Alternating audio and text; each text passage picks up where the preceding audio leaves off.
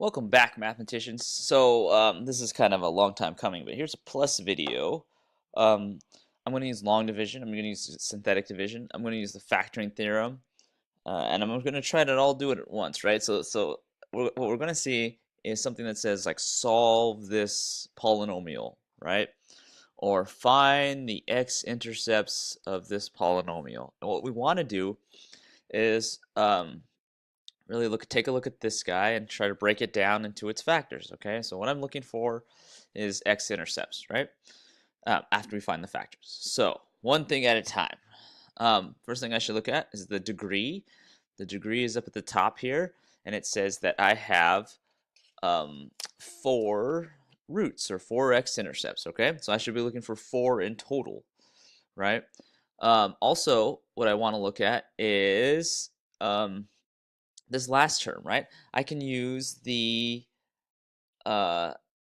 rational root theorem, right? I have a 6 here. I know that possible root and a 1 right here. So possible roots are going to be plus or minus 1, plus or minus 2, plus or minus 3, plus or minus 6, right? Those are possible roots of this guy, right?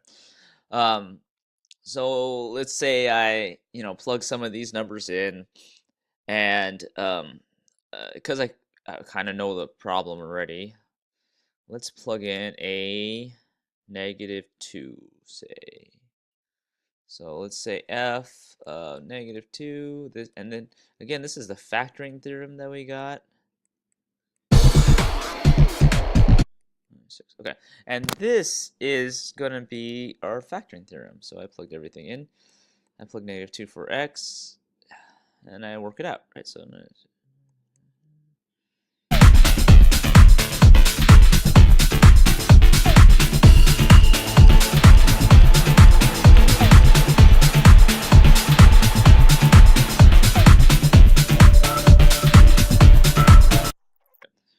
So that one's not going to work.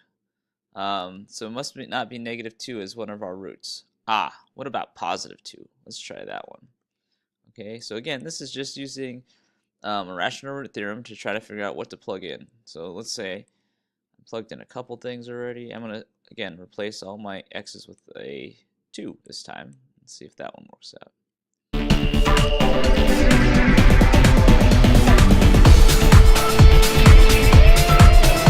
And look at that. So this must be one of our roots, right? This is going to be one of our roots for our original polynomial. So what I want to do is take that 2, and I'm going to use a synthetic division first, okay? And let's see what we get here. So again, I'm using synthetic division on an original polynomial. So I go 2, 2, right? And take a look at that polynomial if you need a reference again. 1, 3, 3, this is a -3, -11, -6. Okay, there we go. So again, synthetic division. So this is a drop the 1, 1 times 2 is 2, it's 5, 5 times 2 is 10. That's +7, 7 is 14, right? 14. This is going to be a +3, 3 times 2 is 6. And look at that. Just as we suspected, I don't have any remainder left over. And again, for those of us who haven't figured it out yet, this guy is always of the form of this is the remainder, this is a number, this is an x, this is an x squared, this is an x cubed. So now I have what's left over is 1x cubed or x cubed plus 5x cubed or x squared, excuse me, plus 7x plus 3 and no remainder. So that's my new polynomial. Okay, so this I have 2 factors. I have 1 factor now. This x it's +2 here, so it's going to be x minus 2, right? So far I've broken it down a little bit. Let's do some long division. Okay, so say I tried some more of those points out from the rational root theorem. I know that x plus 3, or maybe I suspect from the rational root theorem, x plus 3 is one of my factors, okay? So I'm going to put in what I have remaining, right? Because I don't know how to factor that, right, any other way. So long division is going to be one of those factoring methods, okay? So, let's see here. So I want to see how many times does x go into x cubed? Well, I think it goes in x squared times. Let me make a division line here. There we go. So kind of working on a new section, but same, oh, new section, same problem. So I have x cubed. X squared times 3 is going to be plus 3x squared. Okay, change the signs. And that's going to give me a 2x squared plus 7x. And then what I'm going to do is say, how many times does x go in 2x squared? Well, that goes in a positive 2x times. Multiply 2x times this whole polynomial over here. I get 2x squared. 2x times 3 is going to give me a positive 6x. Change the signs as long division goes. Combine like terms. This is going to be x. Drop down my 3. Sorry, I should have dropped that. And then this is a positive 3. And look at that. This goes in positive 1 more time. So I get x plus 3 down here. When I multiply 1 times x plus 3, I get an x plus 3 again. Change the signs, and look at that. No remainder. Perfect. Okay? So my last term, so far, what we have here is I have x squared plus 2x plus 1. X plus 3 is a factor.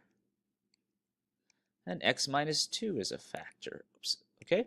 So those are, I factored out 2 of my things. And look at that. Now I know how to factor this guy. This guy is a quadratic equation.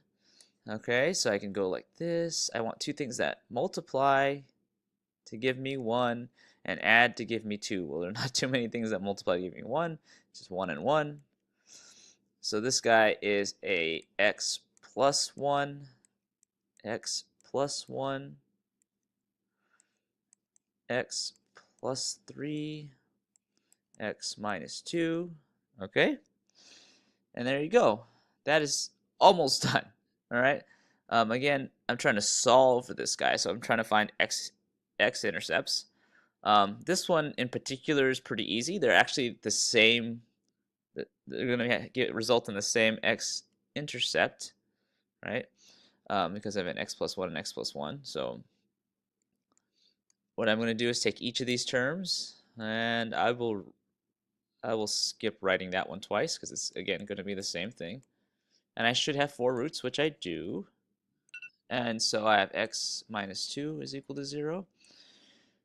And what I want to do is just solve for x for each of these guys. Subtract 1 for each side. That's equal negative 1. Minus 3 from this guy, minus 3 from this guy. X is equal to negative 3. Plus 2 for this guy, plus 2 for this guy. X is equal to 2. So if I'm asked to factor a polynomial, we're done right here, right in this section. Oops. Right in this middle section here. This is a factored polynomial, okay? If we're asked to solve, we want to continue down to this section, okay? This is the solved polynomial. So if I'm asked to find x-intercepts, these are my x-intercepts down here. All right? I know this has been a long video, but thanks for sticking around. I'll see you next time.